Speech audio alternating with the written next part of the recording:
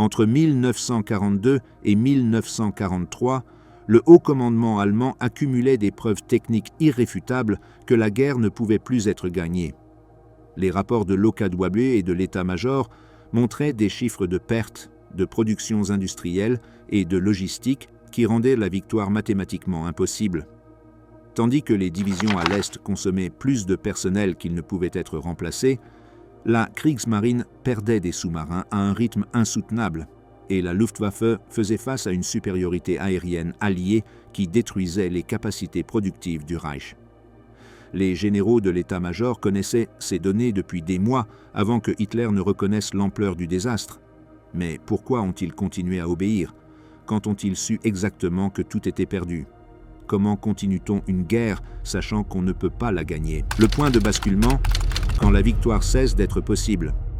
La planification militaire allemande pour la campagne contre l'Union soviétique s'est développée sous l'hypothèse que le conflit serait bref et qu'il reproduirait les schémas des offensives précédentes. La structure doctrinale de la Wehrmacht restait centrée sur des opérations à rythme rapide destinées à désarticuler l'ennemi avant qu'il n'atteigne sa pleine mobilisation industrielle et humaine. Cette conception avait été validée en Pologne en 1939, au Danemark et en Norvège en 1940, et plus tard aux Pays-Bas, en Belgique et en France cette même année, ainsi qu'en Yougoslavie et en Grèce en 1941. Les succès antérieurs avaient renforcé l'idée qu'une attaque rapide contre l'Union soviétique produirait un effondrement opérationnel similaire, surtout si la majeure partie des forces soviétiques étaient détruites près de la frontière avant qu'elles ne puissent se réorganiser en profondeur. L'opération Barbarossa, initiée le 22 juin 1941, a été conçue comme l'aboutissement de cette expérience. Le déploiement initial surpassait toute opération précédente tant en magnitude qu'en ambition.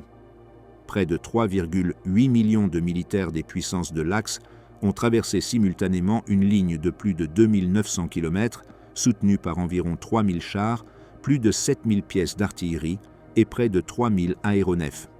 L'objectif déclarait 3 axes principaux. Le groupe d'armée nord avancerait vers Leningrad. Le groupe d'armée centre serait dirigé vers Smolensk puis Moscou. Et le groupe d'armée sud se concentrerait en Ukraine. Le haut commandement allemand évaluait que la destruction initiale des forces soviétiques dans les secteurs frontaliers permettrait une avancée continue vers l'intérieur avant l'automne 1941. Au cours des premières semaines, l'opération sembla s'aligner sur la prévision stratégique allemande. La Luftwaffe a détruit un nombre significatif d'avions soviétiques au sol pendant les premières heures de l'attaque, et les unités mécanisées allemandes ont exécuté des manœuvres de pénétration profonde qui ont créé plusieurs poches d'encerclement. Le groupe d'armée centre a pris Smolensk à la mi-juillet, ouvrant la voie vers Moscou. Le nombre de prisonniers soviétiques s'est élevé à des centaines de milliers au cours des premiers mois, reflétant la rapidité avec laquelle les Allemands désarticulaient les groupements ennemis. Dans les rapports présentés à l'OKH, les commandants soulignaient que la résistance soviétique semblait fragmentée et que les opérations continuaient à un rythme favorable. Franzo Halder, chef d'état-major de l'armée, a maintenu pendant juillet sa conviction que la campagne se déroulait comme prévu. Cependant, à mesure que l'été avançait, les premiers signes d'un décalage entre la planification initiale et la réalité opérationnelle ont émergé. La résistance à l'intérieur des poches encerclées durait plus longtemps que prévu, obligeant à détourner des unités destinées à l'avancée principale. La prolongation des combats dans plusieurs points d'étranglement obligea à disperser des forces qui, selon le plan, devaient de rester en mouvement constant. Le nombre de divisions soviétiques identifiées dépassait largement les estimations initiales du renseignement, qui calculait environ 200 divisions disponibles. À la fin de juillet 1941, les registres de l'OKH documentaient l'apparition de nouvelles formations soviétiques qui remplaçaient avec une rapidité surprenante des unités précédemment détruites. Le journal de Halder, en particulier l'entrée du 11 août, constitue un registre technique du changement de perception au sein de l'état-major. Il reconnaissait que les prévisions initiales avaient sous-estimé le volume des forces soviétiques disponibles. L'identification de plus de 360 divisions soviétiques à différents degrés d'organisation montrait que l'armée rouge possédait une capacité de reconstitution bien supérieure à celle envisagée initialement. Halder soulignait également que, bien que nombre de ces formations présentaient des carences en armement et en leadership tactique, leur seule existence impliquait une prolongation du conflit et une augmentation substantielle des exigences logistiques et opérationnelles pour les forces allemandes. L'avancée allemande à l'intérieur du territoire soviétique amplifia les problèmes logistiques. Les lignes de ravitaillement s'étendaient sur plus de 600 km depuis les points de départ, ce qui entraînait des retards constants dans la livraison de carburant, de munitions et de pièces de rechange. La différence entre l'écartement des rails soviétiques et allemands obligeait à adapter l'infrastructure capturée avant de pouvoir l'utiliser, un processus lent qui réduisait la capacité de transport à un moment critique. De plus, le réseau routier soviétique, composé en grande partie de routes non pavées, se dégradait rapidement avec les pluies saisonnières, affectant la mobilité des véhicules. Dans plusieurs secteurs, la relation entre les besoins de transport quotidien et la capacité réelle des trains disponibles commençait à se détériorer de manière structurelle. Des rapports de l'automne 1941 indiquaient que les unités du front nécessitaient environ 120 trains quotidiens pour maintenir le rythme opérationnel, mais que le chiffre réel dépassait rarement la centaine. L'Union soviétique, en outre, a réagi en déplaçant son industrie. Des usines entières ont été démontées et envoyées par chemin de fer vers les Urals, la Sibérie et l'Asie centrale, où elles ont repris la production d'armements et d'équipements. Ce processus, initié même avant l'invasion, a permis à l'armée rouge de recevoir un flux constant de renforts. L'arrivée d'unités en provenance de Sibérie, entraînées pour opérer dans des conditions hivernales, s'est intensifiée pendant l'automne. La profondeur géographique soviétique, ajoutée à sa capacité de réorganiser des structures productives et militaires, a altéré l'hypothèse fondamentale de la planification allemande, basée sur un effondrement rapide de l'adversaire. La progression vers Moscou à l'automne 1941 représentait le moment de plus grande tension entre l'attente allemande et l'évolution réelle du front. Les unités du groupe d'armées centre ont réussi à s'approcher de zones d'où elles pouvaient observer la ville. La localité de Khimki, située à quelques kilomètres du Kremlin, a été atteinte par des éléments avancés de reconnaissance. Cependant, les forces allemandes étaient arrivées à ce point dans des conditions qui rendaient difficile la poursuite de l'offensive. La Wehrmacht n'avait pas été équipée pour des opérations hivernales prolongées, et la chute brutale des températures a provoqué des pannes dans les moteurs, les armes et divers matériels. Les pertes par congélation ont dépassé dans certains secteurs celles produites par le combat direct, diminuant la capacité opérationnelle des unités. Le 5 décembre, la notation de Halder reflétait l'état critique du front. Le groupe d'armées centre considérait qu'il était insoutenable de continuer l'offensive en raison de l'épuisement de ses formations. Ce même jour, l'Union soviétique lança une contre-offensive de grande envergure dirigée par Georgi Zhukov. Les forces soviétiques, adéquatement équipées pour l'hiver et renforcées par des unités déplacées depuis l'Est, réussirent à percer la ligne allemande en plusieurs points.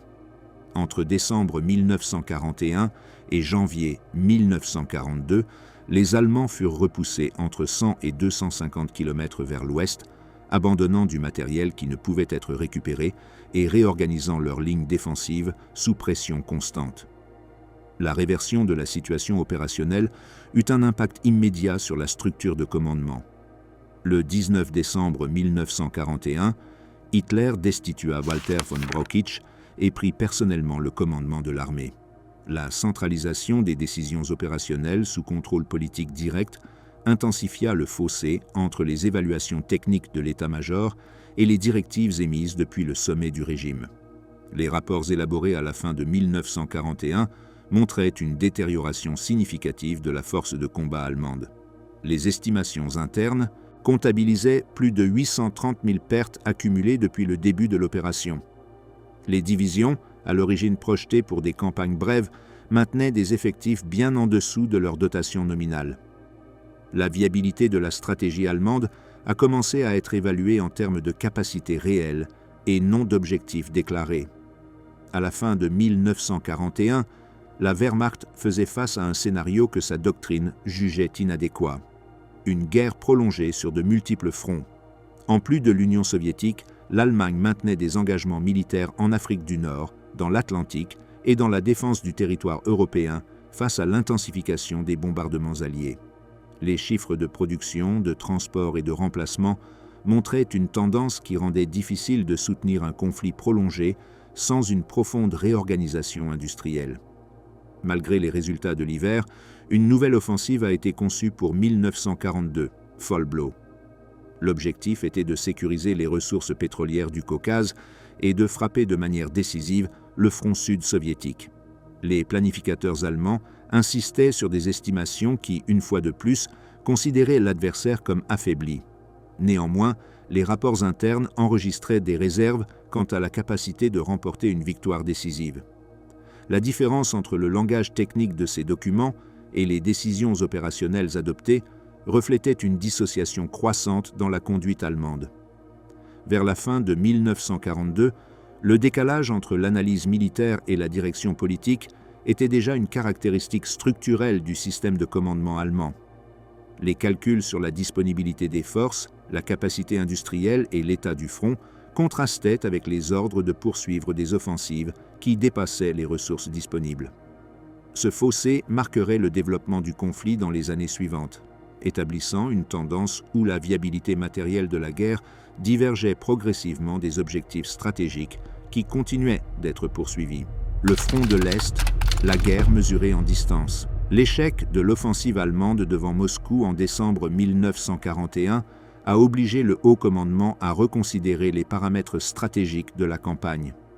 Jusqu'à ce moment, la doctrine opérationnelle de la Wehrmacht s'était articulée autour de coups décisifs visant à détruire l'adversaire en un temps bref. Cependant, après les événements de l'hiver, les analyses internes ont commencé à refléter une évaluation différente. La possibilité d'un effondrement rapide du système soviétique avait disparu et la guerre se développerait dans un cadre d'usure prolongée. La planification pour 1942 s'est construite sur cette prémisse modifiée, bien que toujours dans l'attente de réaliser un objectif opérationnel qui compenserait la perte de l'initiative stratégique. Les discussions entre les planificateurs de l'OKH et les conseillers économiques du régime ont convenu que le secteur sud du front offrait la seule possibilité d'obtenir un résultat significatif. L'Union soviétique dépendait en partie du pétrole du Caucase, et la capture de ces ressources pouvait réduire sa capacité à soutenir des opérations à long terme. Cette appréciation, bien que par la suite contredite par le fait que les Soviétiques ont maintenu la production et l'effort de guerre sans perdre les champs pétrolifères caucasiens, a défini l'orientation opérationnelle allemande en 1942. La nouvelle campagne devait se concentrer sur une avancée profonde vers le sud pour sécuriser la Volga et s'approcher des régions pétrolières que l'Allemagne considérait essentielles pour son propre effort de guerre. Le changement stratégique impliquait de reconnaître que l'Union soviétique avait mobilisé une capacité militaire plus grande que prévu. Les estimations allemandes, qui en 1941 prévoyaient qu'il ferait face à environ 200 divisions soviétiques, passèrent à en compter plus de 360 au début de 1942. Les documents opérationnels de l'OKH enregistraient que l'armée rouge avait subi plus de 4 millions de pertes entre 1941 et début 1942, mais continuait à générer de nouvelles formations. En revanche, les forces allemandes accumulaient environ 1 150 000 pertes pendant la même période, un chiffre qui témoignait de la pression croissante sur la capacité de remplacement du Reich. Le rapport des pertes restait favorable à l'Allemagne en termes statistiques, mais la capacité soviétique à les absorber altérait toute comparaison directe. Le calcul de l'usure opérationnelle est devenu une variable centrale pour l'état-major général. L'analyse des combats intensifs sur le front de l'Est montrait que les divisions impliquées pouvaient perdre entre 1 et 3% de leurs forces chaque jour pendant des opérations continues. Une division allemande standard débutait ses opérations avec environ 12 000 hommes. Au rythme d'usure observé, elle pouvait perdre en moyenne environ 1,8% par jour. La performance tactique allemande restait élevée, des études ultérieures indiquant que l'efficacité d'un soldat allemand demeurait supérieure à celle d'un soldat soviétique, même à des stades avancés de la guerre. Cependant, cet avantage qualitatif ne compensait pas la supériorité numérique soviétique, ni leur capacité à reconstituer les forces à un rythme soutenu. Le système logistique allemand faisait face à des défis qui s'aggravaient à mesure que les distances impliquées augmentaient. Les voies ferrées soviétiques devaient être adaptées à l'écartement allemand avant de pouvoir être utilisées, un processus qui retardait le déplacement des approvisionnements. Les routes secondaires, dans de nombreux cas non pavées, devenaient impraticables pendant la Rasputitsa, la période de dégel et de pluie qui transformait les trajets en barrières naturelles pour les véhicules et le transport. Des rapports de l'OKH estimaient que les opérations normales du front nécessitaient un minimum de 120 trains de ravitaillement quotidiennement, mais la disponibilité réelle dépassait rarement les 100 trains. Cette différence, apparemment modeste, engendrait des déficits cumulés en carburant, munitions et pièces de rechange qui affectaient ensuite directement la capacité d'exécution opérationnelle. L'hiver 1941-1942 a également montré des limitations structurelles de l'équipement allemand. Les températures extrêmes ont provoqué des pannes dans les moteurs, les armes automatiques et les véhicules blindés, tandis que le manque de vêtements d'hiver a contribué à une augmentation significative des pertes par congélation. La Wehrmacht n'avait pas été préparée pour des opérations prolongées dans des conditions hivernales, car la planification originale supposait une conclusion rapide de la campagne. Au contraire, les troupes soviétiques étaient entraînées et équipées pour opérer à des températures extrêmement basses, et les unités provenant de Sibérie ont démontré une remarquable capacité de manœuvre dans la neige. La capacité industrielle soviétique a été réorganisée de manière à contredire les attentes allemandes. Des usines entières ont été déplacées loin de la zone de combat, reprenant la production dans l'est du pays. L'ampleur de cette mobilisation industrielle, documentée par le renseignement allemand, a permis à l'Union soviétique de compenser les pertes de matériel et de personnel avec une rapidité que l'Allemagne ne pouvait égaler. La profondeur géographique du territoire soviétique a permis à ses forces de se retirer, de se regrouper et de retourner au combat sans subir un effondrement structurel, quelque chose que n'importe quel État européen occidental aurait considéré comme insoutenable. L'offensive de l'été 1942, Fall Blau, reflétait cet ensemble de réalités. L'avancée allemande vers le sud visait à sécuriser la Volga et à s'approcher des champs pétrolifères du Caucase. À la fin du mois d'août, la 6e armée allemande, sous le commandement du général Friedrich Paulus, atteignit Stalingrad. La Luftflotte 4 effectua un bombardement massif le 23 août, détruisant une grande partie de la ville et causant de nombreuses pertes civiles. La bataille qui suivit fut un processus prolongé dans lequel les forces allemandes progressèrent lentement, affrontant un système défensif improvisé mais persistant. Le combat urbain à Stalingrad a consommé des ressources considérables. Au fur et à mesure que les semaines avançaient, les unités allemandes se sont retrouvées impliquées dans des affrontements à courte distance dans des environnements urbains détruits. À la mi-novembre, la 6e armée avait réussi à repousser les forces soviétiques vers la rive occidentale de la Volga, mais elle n'a pas réussi à les éliminer complètement. L'usure accumulée a considérablement réduit sa capacité offensive. Les flancs de la 6e armée, défendus principalement par des unités roumaines et hongroises, représentaient un point vulnérable. Le 19 novembre 1942, l'Union soviétique a lancé l'opération Uranus, une offensive en tenaille destinée à encercler les forces allemandes à Stalingrad. L'avancée soviétique a rapidement débordé les positions roumaines et hongroises. Pour le 22 novembre, environ 290 000 soldats de l'Axe avaient été encerclés dans la ville. Cet encerclement a établi une situation opérationnelle très complexe dans laquelle la 6e armée dépendait entièrement du ravitaillement aérien. La capacité réelle de la Luftwaffe à soutenir l'approvisionnement vers la poche était significativement inférieure à ce qui était requis. Bien que le commandement aérien ait estimé qu'il était nécessaire de livrer 500 tonnes de fournitures par jour pour maintenir l'opérabilité de la 6e armée, les chiffres réels dépassaient rarement une fraction de cette quantité. Le climat hivernal, l'activité anti-aérienne soviétique et la perte progressive de contrôle aérien rendaient les opérations de transport difficiles. Avec le passage des semaines, les troupes à l'intérieur de l'encerclement ont commencé à souffrir de graves pénuries de nourriture, de munitions et de carburant. La tentative de sauvetage lancée par le groupe d'armées Don sous le commandement d'Erich von Manstein a progressé sur une distance considérable mais n'a pas réussi à percer l'encerclement. Les unités à l'intérieur de Stalingrad ont demandé l'autorisation de tenter une percée vers les lignes allemandes, mais les ordres de maintenir la position ont été maintenus. La situation à l'intérieur de la poche s'est encore détériorée au cours de janvier 1943. Le 31 janvier, Hitler a promu Paulus au rang de maréchal. Le jour suivant, les restes de la 6e armée ont capitulé. Environ 91 000 soldats de l'Axe ont été faits prisonniers. Parmi eux, seuls entre 5 000 et 6 000 sont retournés en Allemagne dans la décennie suivant la guerre. L'ampleur des pertes à Stalingrad a définitivement modifié l'équilibre du front oriental.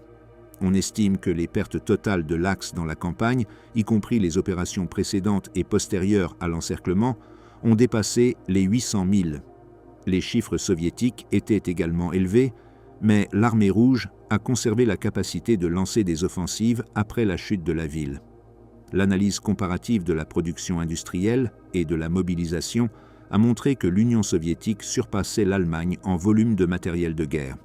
Sous la direction d'Albert Speer, l'Allemagne a considérablement augmenté sa production, mais n'a pas atteint les niveaux soviétiques en chars, artillerie ou munitions.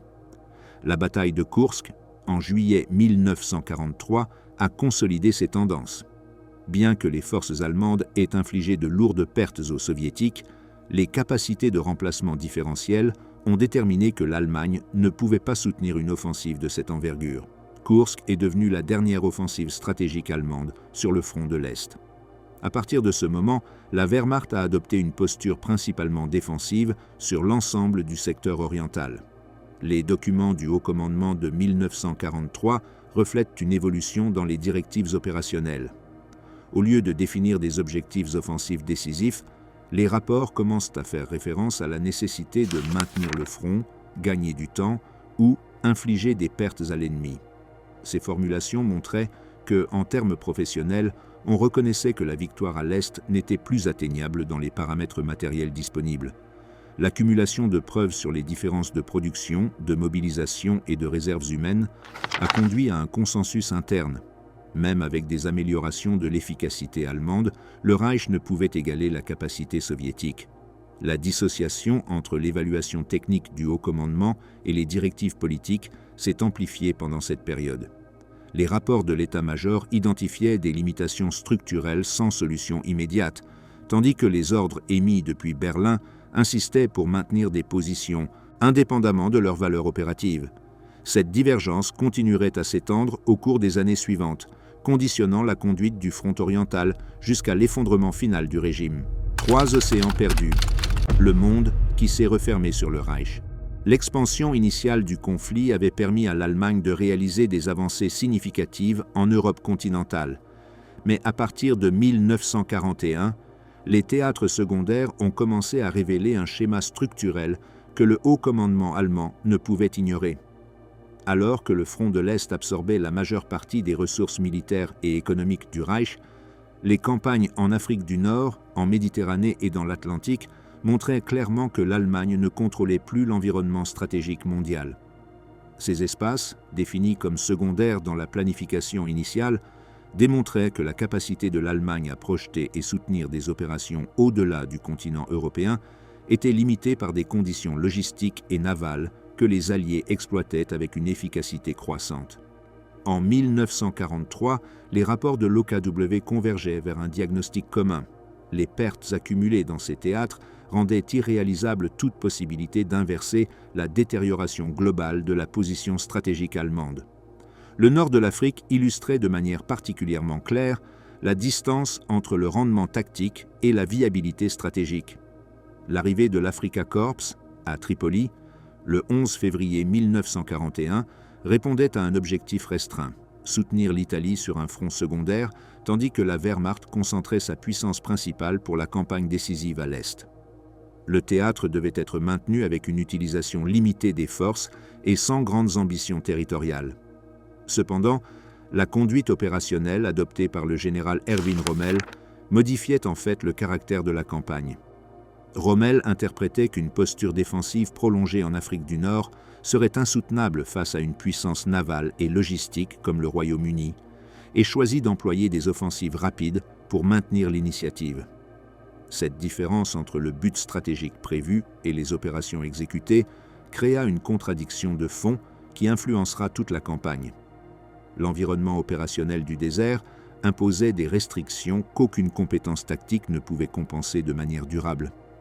La distance entre les ports de débarquement et les lignes de front augmentait avec chaque avancée. Les routes étaient limitées et la nécessité de transporter de grandes quantités d'eau, de carburant et de pièces détachées exerçait une pression constante sur les convois. Le sable usait les moteurs et augmentait le taux de panne.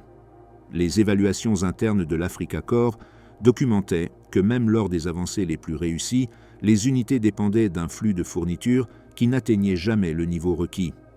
La moitié de la ration quotidienne d'eau destinée à chaque soldat était utilisée à des fins mécaniques et le carburant disponible déterminait directement l'ampleur des opérations. La situation s'est aggravée pendant l'été 1942. Au cours du mois précédant l'offensive d'Alam Halfa, une part significative du carburant destiné aux forces de Rommel a été coulée lors de son transport à travers la Méditerranée.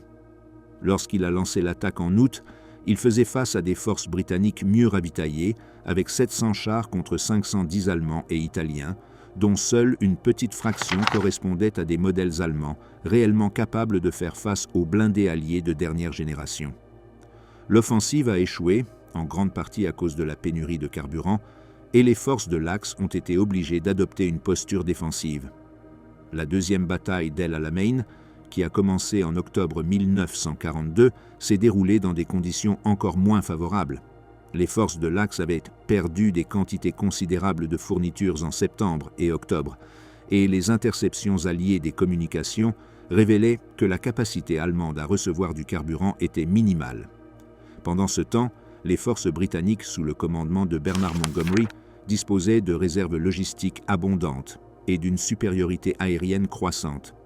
La défaite de l'Axe a provoqué une retraite prolongée à travers la Libye, au cours de laquelle la pression aérienne alliée a augmenté le nombre de pertes. Le théâtre méditerranéen a joué un rôle décisif dans cette dégradation logistique. Les routes de ravitaillement entre l'Italie et l'Afrique du Nord étaient soumises à des attaques continues. La Royal Navy, avec les forces aériennes britanniques, américaines et du Commonwealth, rendait le transit des convois extrêmement difficile. En avril 1943, l'opération Flax a détruit une partie significative de la flotte de transport aérien allemande. Plus de 500 avions de transport qui opéraient depuis des bases en Italie ont été contraints de cesser les missions vers la Tunisie en raison des pertes croissantes et de la portée des chasseurs alliés. La campagne laissa les forces allemandes et italiennes en Afrique sans capacité de réapprovisionnement. Le 7 mai 1943, les forces alliées entrèrent en Tunisie et 5 jours plus tard, 250 000 soldats de l'Axe se rendirent. Le front africain s'est fermé avec la perte complète des forces déployées là-bas. La Méditerranée, en tant qu'espace opérationnel plus large, a clairement montré le déclin de la capacité de l'Axe à maintenir des communications maritimes. La Kriegsmarine, affaiblie par des campagnes précédentes, ne pouvait pas sécuriser les routes de ravitaillement, et la coordination avec la marine italienne ne compensait pas cette déficience. L'incapacité à neutraliser Malte, l'impossibilité d'empêcher l'invasion alliée de la Sicile en juillet 1943 et ensuite de l'Italie ont montré que l'Allemagne dépendait de conditions qu'elle ne pouvait plus contrôler. Ces faits démontraient que l'Axe avait perdu la capacité d'utiliser la Méditerranée comme corridor stratégique. Cependant, c'est dans l'Atlantique que le haut commandement allemand a affronté avec plus de clarté les conséquences globales de cette détérioration. La bataille de l'Atlantique, qui s'est étendue de septembre 1939 à mai 1945, a constitué un affrontement prolongé dont dépendait la résistance britannique et, par la suite, la capacité alliée à lancer une offensive en Europe. Durant les premières années de la guerre, les sous-marins allemands ont atteint un niveau d'efficacité qui a mis en péril la continuité des communications maritimes alliées. En 1942, les U-boats ont mené une campagne de grand succès, coulant plus de 3 millions de tonnes de navigation en 8 mois, avec des pertes relativement faibles. La situation changea de manière significative à la fin de 1942 et au début de 1943. Le déchiffrement du code Enigma permit aux Alliés d'anticiper les mouvements des U-Boots et de rediriger les convois. L'introduction de radars plus efficaces, d'aéronefs à long rayon d'action et d'armes anti-sous-marines comme le Hedgehog augmenta la capacité alliée à détecter et détruire les sous-marins. En février et mars de 1943, des batailles décisives pour les convois furent livrées, dans lesquelles les U-Boots maintinrent temporairement une importante capacité offensive. Néanmoins, la tendance générale favorisait les Alliés. Mai 1943 a représenté un point de rupture. Pendant ce mois, les Allemands ont perdu 41 U-Boots, soit environ un quart de leur force opérationnelle. Les pertes alliées ont continué à diminuer et, pour la première fois depuis le début de la guerre, les convois transatlantiques ont commencé à opérer avec une marge de sécurité stable. L'amiral Karl Dönitz a ordonné un retrait temporaire des U-Boots, reconnaissant implicitement que la campagne avait été défaite en termes stratégiques. Le volume de navires coulés ne compensait pas les pertes subies, et la capacité industrielle américaine, déjà pleinement mobilisée, garantissait le rapide remplacement des navires marchands. Les preuves documentaires indiquaient qu'en 1943, les Alliés lançaient des millions de tonnes de nouveaux tonnages marchands, tandis que l'Allemagne perdait des sous-marins à un rythme qu'elle ne pouvait pas soutenir. L'Atlantique ne représentait plus un espace d'interdiction favorable pour l'Axe, mais un corridor maritime sûr pour le transfert de troupes, de fournitures et de matériel industriel qui serait décisif dans la préparation de l'invasion de l'Europe occidentale. Les rapports de l'OKW s'accordaient à dire que la perte de l'initiative dans l'Atlantique avait des implications stratégiques directes. Sans capacité d'interrompre les routes maritimes entre l'Amérique du Nord et la Grande-Bretagne, les Alliés pouvaient planifier des opérations d'envergure avec des garanties logistiques. L'échec dans l'Atlantique s'ajoutait à la perte de l'Afrique du Nord et au recul en Méditerranée, fermant l'espace stratégique dans lequel l'Allemagne pouvait opérer en dehors du continent européen. Ces fronts, considérés comme secondaires au début de la guerre, avaient acquis un poids décisif en démontrant que la capacité allemande de projeter du pouvoir dépendait de conditions qui avaient cessé d'exister en 1943. La convergence de ces expériences a permis au haut commandement de synthétiser un diagnostic large de la situation. Même avec des commandants capables et des unités tactiquement compétentes, les forces allemandes ne pouvaient pas soutenir des opérations prolongées lorsqu'elles manquaient de contrôle maritime et faisaient face à une production industrielle alliée qui augmentait chaque mois. La capacité des États-Unis à construire des navires, des escorteurs et des aéronefs à un rythme supérieur à celui auquel les U-Boots pouvaient les détruire a transformé l'Atlantique en un espace où l'Allemagne ne pouvait plus influencer. Les analyses de l'OKW intégraient ces observations avec les conclusions provenant du front de l'Est, confirmant que le Reich faisait face à un environnement stratégique qui se resserrait progressivement dans tous les théâtres. Les généraux comprenaient que le contrôle de la mer et la supériorité matérielle alliée assuraient que toute tentative de soutenir plusieurs fronts simultanés finirait par révéler les limitations structurelles de l'effort de guerre allemand. Usine contre Reich, la défaite des chaînes de montage. À la fin de 1942, les évaluations internes du haut commandement allemand ont commencé à incorporer plus en profondeur un ensemble de données qui, sans exprimer de jugement politique, indiquaient une tendance irréversible. Les analyses élaborées par l'OKW et par le ministère de l'Armement comparaient de manière systématique la production disponible avec la consommation du front et les pertes accumulées. Ces documents, élaborés avec des procédures administratives standards, montraient que les exigences d'une guerre industrialisée avaient dépassé la capacité du Reich à soutenir un effort prolongé.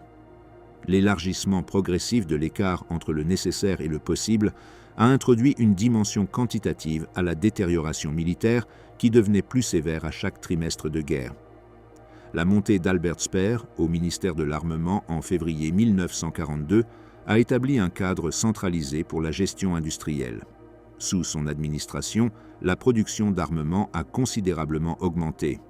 Cette augmentation, par la suite qualifiée de miracle, reposait sur des mesures de réorganisation administrative, de standardisation des processus et d'extension des horaires. Cependant, la comparaison entre la production et les besoins montrait que même les améliorations substantielles n'étaient pas suffisantes pour modifier l'équation stratégique.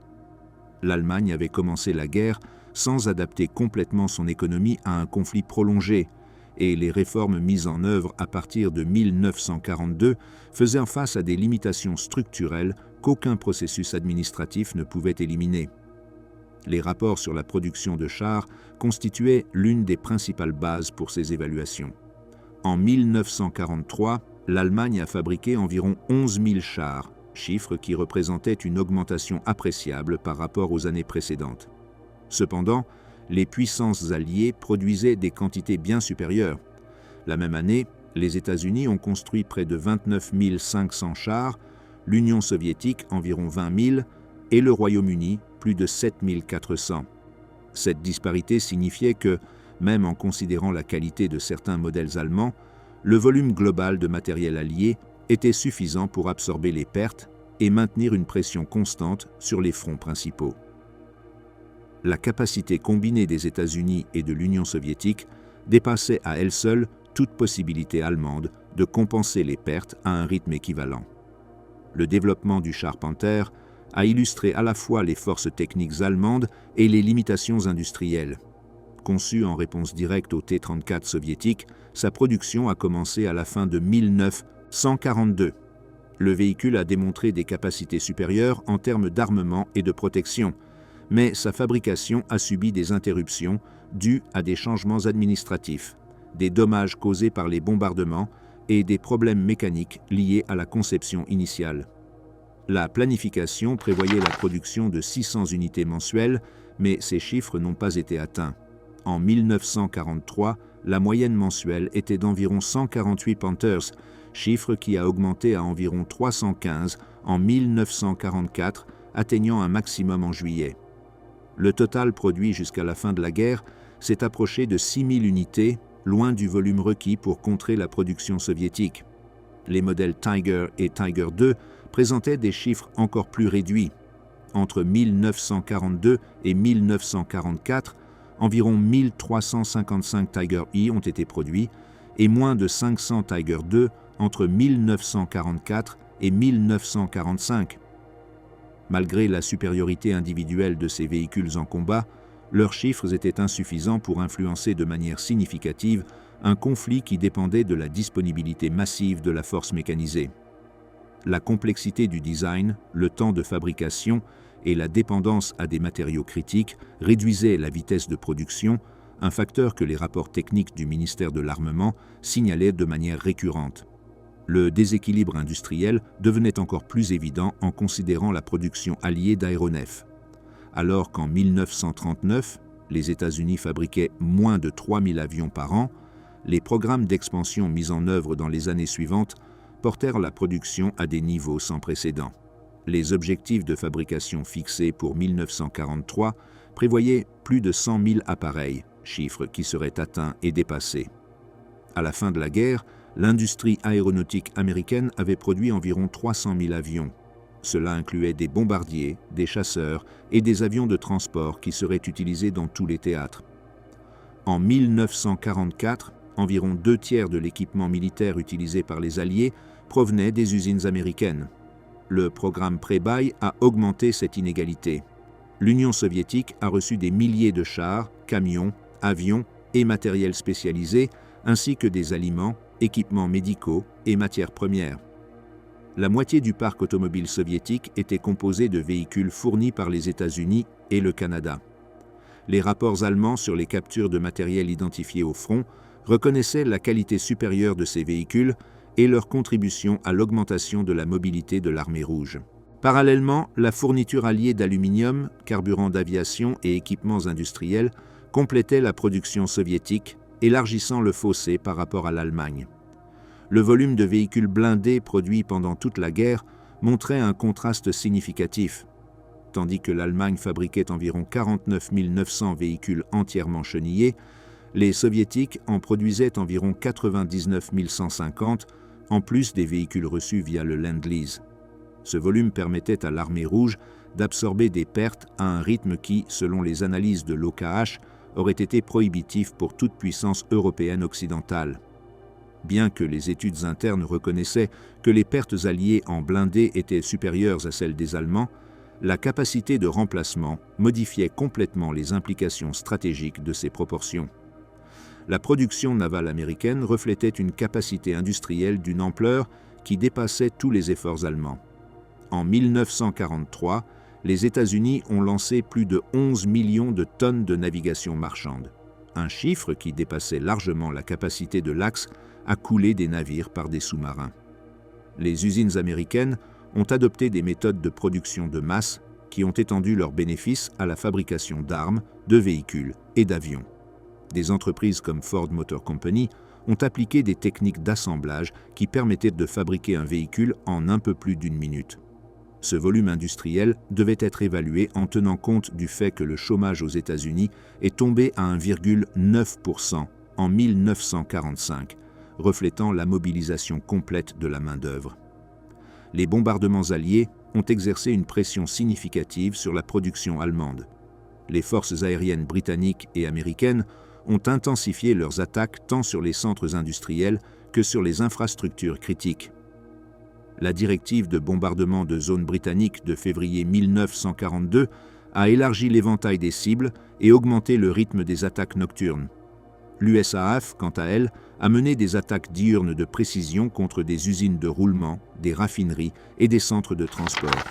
Au total, les Alliés ont effectué plus d'1 million de missions de bombardement et lancé plus d'1 million de tonnes de bombes sur des cibles allemandes. Ces attaques ont réduit la production de chars de 10% en 1943 et de 40% en 1944. Dans des secteurs spécifiques, comme le pétrole synthétique, les impacts ont été plus importants. Les rapports de l'OKW faisaient état d'interruptions récurrentes affectant directement la mobilité des forces armées. Les mesures pour disperser la production industrielle afin de réduire les dommages ont entraîné une diminution de l'efficacité. Le déplacement des usines vers des lieux souterrains ou éloignés provoquait des problèmes de transport et de coordination. La destruction partielle de voies ferrées, de gares et de dépôts logistiques perturbait le flux de matériaux. Ces interruptions accumulées réduisaient la capacité allemande à soutenir même les niveaux minimaux de production, en particulier dans les carburants et les munitions. Les difficultés structurelles du système d'achat aggravaient ces problèmes. L'ingérence du parti nazi dans l'attribution des contrats introduisait des critères étrangers à l'efficacité industrielle. Les entreprises avec une expérience prouvée dans la production de masse n'étaient pas toujours sélectionnées. Les fabricants de chars travaillaient avec des processus artisanaux qui limitaient la standardisation et le rythme d'assemblage. Dans l'industrie aéronautique, la dépendance vis-à-vis des travailleurs forcés et étrangers augmentait, mais cette main-d'œuvre non spécialisée engendrait des problèmes de qualité. Dans des entreprises comme Heinkel, plus de la moitié de la main-d'œuvre en 1944 était composée de travailleurs forcés, ce qui compliquait la formation d'une équipe technique stable. Les décisions administratives inefficaces ajoutaient des retards supplémentaires.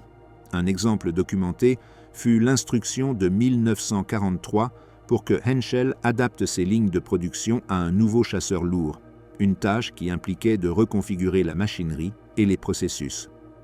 Avant d'avoir terminé cette transition, l'ordre fut annulé et l'on demanda de revenir à la production du Ju 88. Ces allers-retours impliquaient une perte de temps à un moment où l'Allemagne avait besoin d'augmenter la production aérienne de toute urgence. Les rapports de productivité enregistraient des baisses dans des secteurs critiques associés à ces décisions. Le haut commandement intégrait ces données industrielles avec les évaluations opérationnelles des fronts de bataille. Les chiffres de production et de pertes faisaient partie de discussions techniques sur la viabilité des campagnes. Même lors des moments où la Wehrmacht obtenait des victoires tactiques, les calculs montraient que le rythme de l'usure en hommes et en équipement dépassait la capacité de remplacement. Le ministère de l'Armement enregistrait que chaque réduction de la production, que ce soit par des bombardements ou par des interruptions administratives, se traduisait par des déficits qui affecteraient immédiatement la capacité opérationnelle. La perception du conflit comme un processus d'usure matérielle irréversible s'est consolidée dans les rapports de 1943 et 1944. Les données montraient que le Reich ne pouvait pas augmenter la production à des niveaux comparables à ceux des Alliés et que l'écart continuerait à se creuser.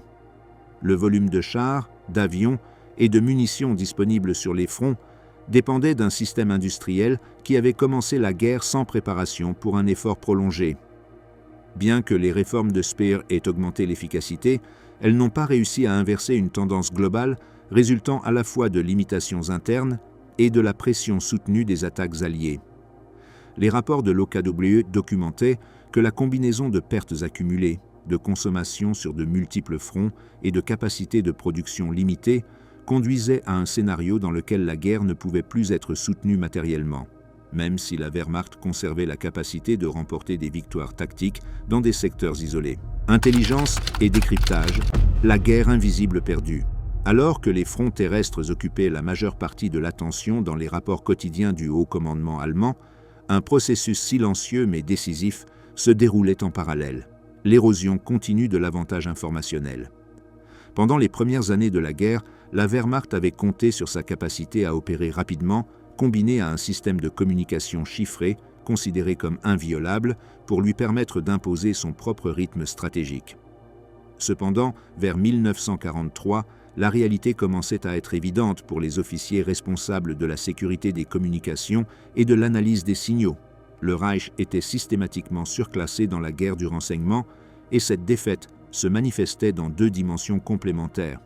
D'une part, les codes allemands étaient régulièrement déchiffrés par les Alliés. D'autre part, les systèmes cryptographiques alliés devenaient de plus en plus inaccessibles aux capacités allemandes de déchiffrement. Cette double perte, bien que moins visible que les défaites opérationnelles en Afrique, en Méditerranée ou sur le front de l'Est, avait des effets aussi déterminants que la destruction de divisions entières au combat. Le noyau de cette situation résidait dans le dispositif de chiffrement Enigma, utilisé par toutes les branches armées allemandes depuis avant la guerre.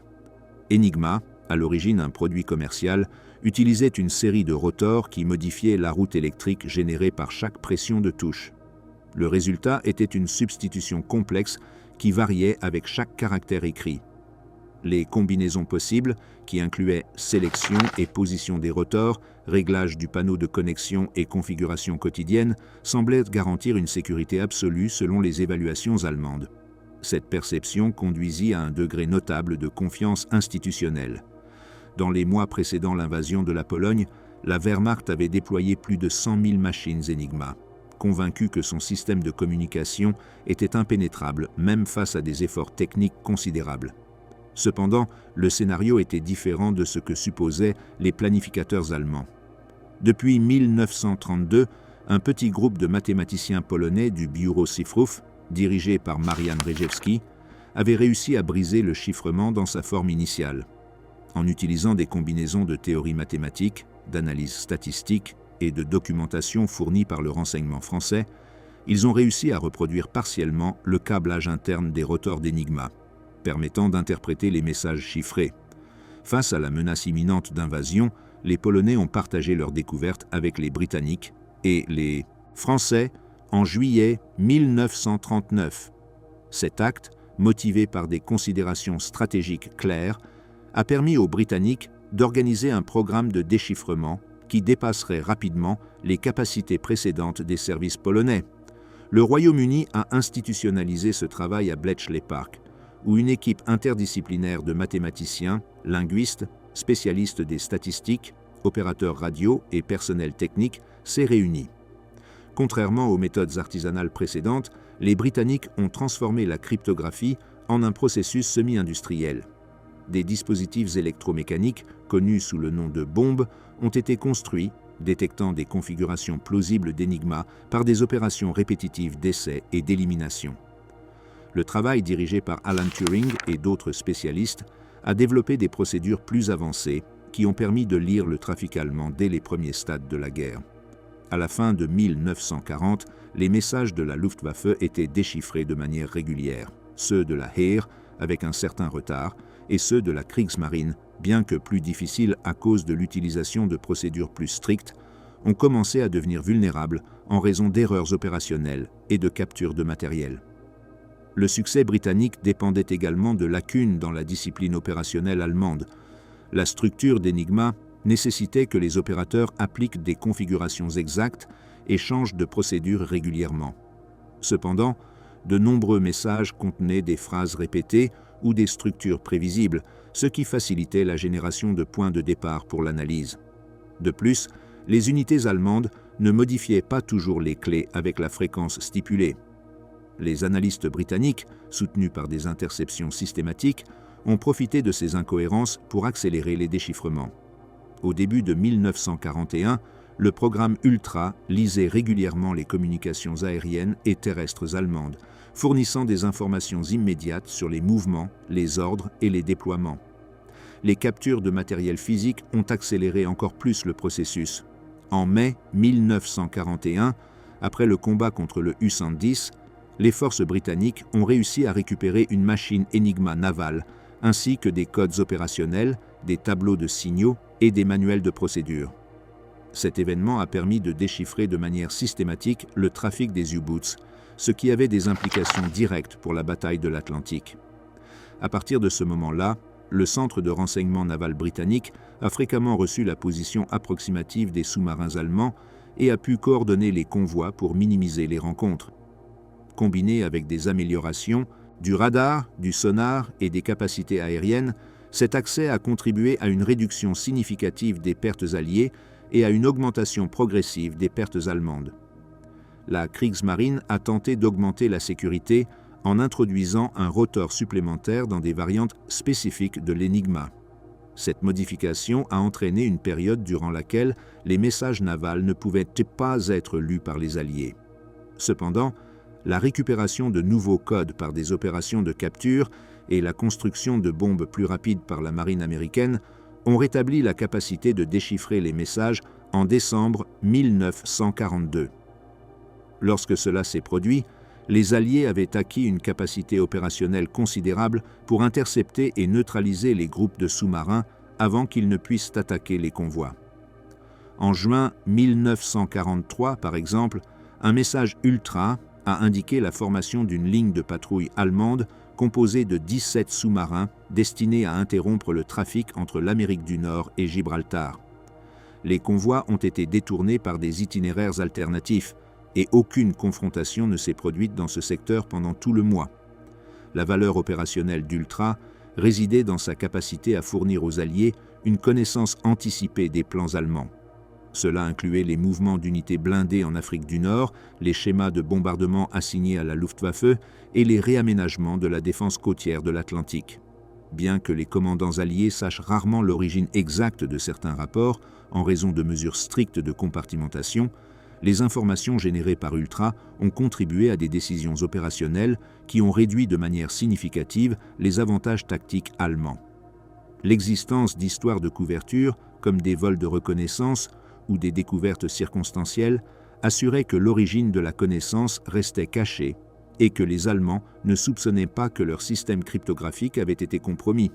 Alors que les Alliés réussissaient à décrypter les communications allemandes de manière de plus en plus efficace, les capacités de décryptage allemandes faisaient face à des limitations structurelles. Le B-Dienst, le renseignement naval allemand, a obtenu quelques succès importants.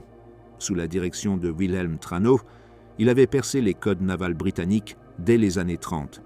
Au début de la guerre, il pouvait lire une partie des communications britanniques concernant les positions des navires. En 1942, il décrypta le Naval Cipher No. 3, ce qui permit d'anticiper les mouvements des convois et d'améliorer l'efficacité des attaques des U-Boots aux premières étapes de la campagne. L'accès allemand à ces communications a été progressivement réduit à mesure que les Alliés amélioraient leurs procédures. L'introduction du Naval Cipher No. 5 en juin 1943 a éliminé la capacité du B-Dienst de lire les communications critiques.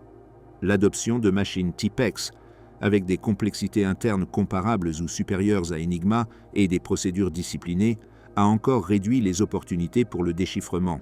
À la fin de 1943, la majorité du trafic naval allié était inaccessible aux tentatives allemandes. La fragmentation institutionnelle allemande empêchait de coordonner les efforts cryptographiques de manière efficace.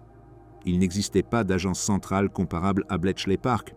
À la place, de multiples entités opéraient avec une responsabilité partielle. OKW KAN-CHI pour la Wehrmacht, section de l'armée de terre, Luftwaffe et Kriegsmarine, en plus des unités au sein de l'Abwehr et de l'Office central de sécurité du Reich. Le manque de coordination provoquait une duplication des efforts, une perte d'informations et l'absence d'une ligne de développement unifiée. Bien que certains succès isolés, comme l'interception des communications téléphoniques chiffrées entre Roosevelt et Churchill via des installations aux Pays-Bas occupés, démontraient une capacité technique, ces succès ne compensaient pas la détérioration générale. La différence qualitative entre les systèmes s'élargissait continuellement. Les Alliés opéraient avec des procédures disciplinées, actualisaient fréquemment les codes et disposaient de ressources pour construire des dispositifs cryptographiques avancés.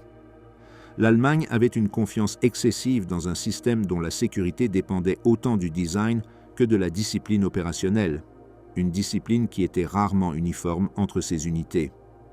Les rapports sur les vulnérabilités de communication envoyés au haut commandement en 1943 indiquaient que les Alliés avaient une large fenêtre sur les opérations allemandes dans plusieurs théâtres.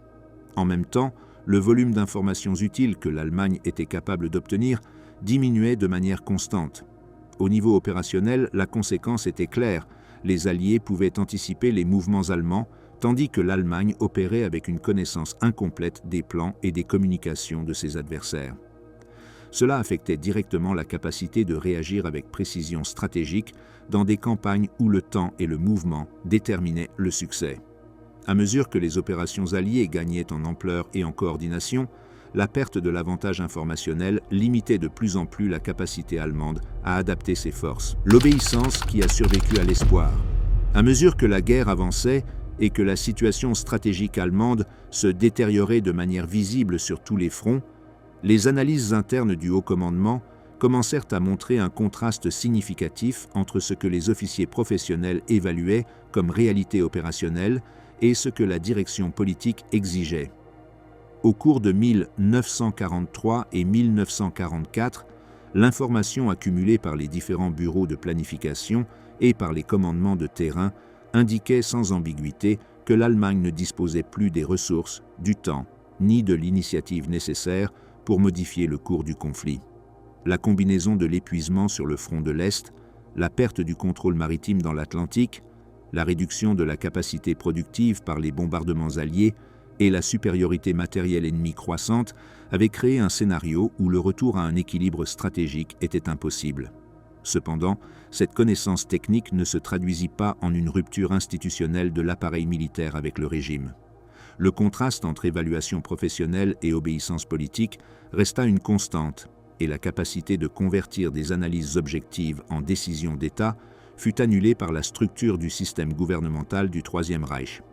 L'un des précédents les plus anciens de cette tension a eu lieu en 1938, lorsque le chef d'état-major de l'armée, Ludwig Beck, s'est opposé au plan de Hitler d'envahir la Tchécoslovaquie, même si cela impliquait un risque de guerre avec des puissances comme la France, la Grande-Bretagne ou l'Union soviétique. Beck a soutenu que l'Allemagne n'était pas prête pour un conflit de grande envergure et que la stratégie menait à une guerre perdue. N'ayant aucune possibilité d'influencer la direction politique, il a démissionné de son poste sans que son avertissement ne génère une réponse organique au sein du commandement militaire. Cet épisode initial illustrait un problème structurel. Les officiers les plus expérimentés pouvaient identifier des risques stratégiques sérieux, mais manquaient de mécanismes institutionnels pour freiner des décisions politiques qui contredisaient les évaluations techniques. La tendance s'est intensifiée après la défaite à Stalingrad en février 1943. Des rapports du service de sécurité, SD, dirigé par Otto Ohlendorf, ont documenté une large détérioration du moral civil et de la perception populaire de la capacité du régime à gagner la guerre. Ces rapports, élaborés avec des méthodes systématiques de surveillance, montraient que les défaites militaires, l'augmentation des victimes, les effets du rationnement et l'accroissement des bombardements alliés avaient réduit de manière drastique la confiance dans le leadership politique. À la fin de 1943, même Heinrich Himmler reconnaissait que la majorité de la population ne croyait plus possible la victoire allemande. Cependant, l'appareil répressif de l'État empêchait que ce changement dans l'opinion publique se transforme en action organisée. La Gestapo, soutenue par un système de surveillance administrative et policière, neutralisait toute tentative d'opposition collective.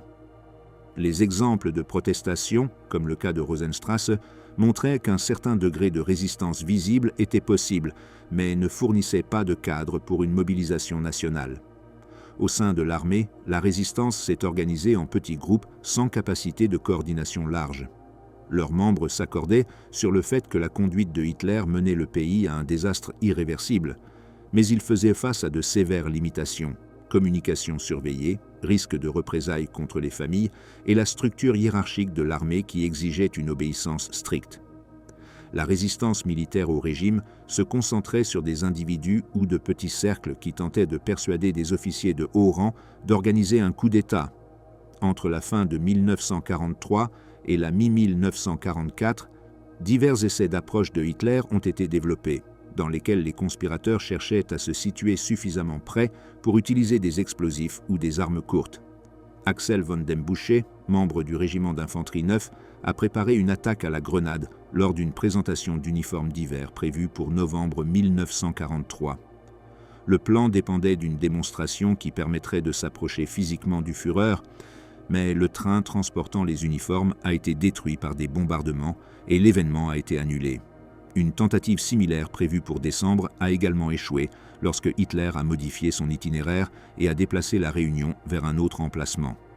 Von dem Bussche a de nouveau proposé sa participation à une attaque en janvier 1944, mais peu avant, il a perdu une jambe au combat, le rendant inapte. D'autres conspirateurs ont tenté des approches similaires. Ewald Heinrich von Kleist a été envisagé pour une attaque en février 1944, mais l'événement qui aurait permis son approche a été annulé à la dernière minute.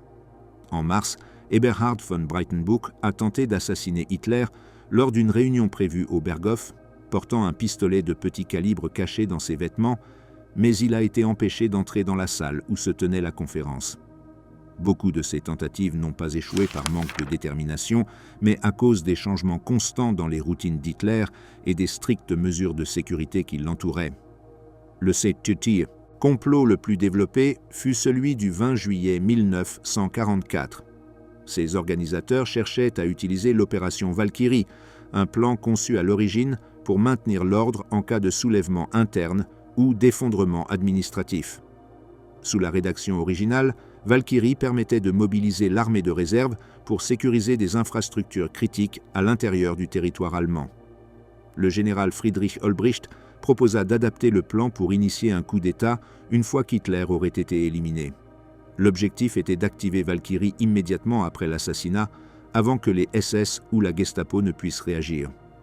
Pour que le plan fonctionne, le général Friedrich Fromm, commandant de l'armée de réserve, devait être incorporé ou neutralisé. Fromm connaissait l'existence des conspirateurs, mais évitait de prendre une position ouverte, attendant le résultat de toute tentative avant de s'engager. Klaus Schenk Graf von Stauffenberg, qui avait subi de graves blessures lors de la campagne en Afrique du Nord et avait perdu un œil, la main droite et une partie de la gauche, est devenu la figure centrale du complot. Sa position en tant que chef d'état-major de l'armée de remplacement lui a permis d'avoir accès à des réunions avec Hitler. En l'absence de candidats capables de s'approcher suffisamment du Führer pour mener une attaque, Stauffenberg a assumé le rôle d'exécuteur. Le 20 juillet 1944, il a assisté à une réunion à la Wolfschanz, le quartier général du Führer en Prusse orientale. Le plan initial supposait que la réunion aurait lieu dans un bunker souterrain renforcé, dont les murs en béton auraient concentré l'onde de choc de la bombe. Cependant, en raison de la chaleur, la réunion a été déplacée dans une salle de conférence en bois située à la surface. Stauffenberg a placé une mallette contenant le dispositif explosif sous la table et s'est retiré de la salle en prétextant un appel téléphonique. La bombe a explosé à 12h42. Stauffenberg, observant l'explosion à distance, a supposé qu'Hitler était mort et a voyagé immédiatement à Berlin pour initier la phase suivante du coup d'État. Mais l'explosion n'a pas eu l'effet escompté. Un membre du personnel avait déplacé la mallette derrière un support en bois massif, ce qui a considérablement réduit la force de l'impact sur Hitler. Bien que 4 personnes soient mortes et que plusieurs aient été blessées, Hitler a survécu avec des blessures mineures. Le retard pour confirmer l'état du Führer s'est avéré fatal pour les conspirateurs. À Berlin, l'exécution de l'opération Valkyrie dépendait d'une chaîne d'ordre que de nombreux officiers hésitaient à activer sans confirmation absolue. Lorsque Stauffenberg arriva des heures plus tard, l'information sur la survie de Hitler s'était déjà répandue. Le général Fromm, cherchant à garantir sa propre position, fit arrêter les dirigeants présents au Bendler Block.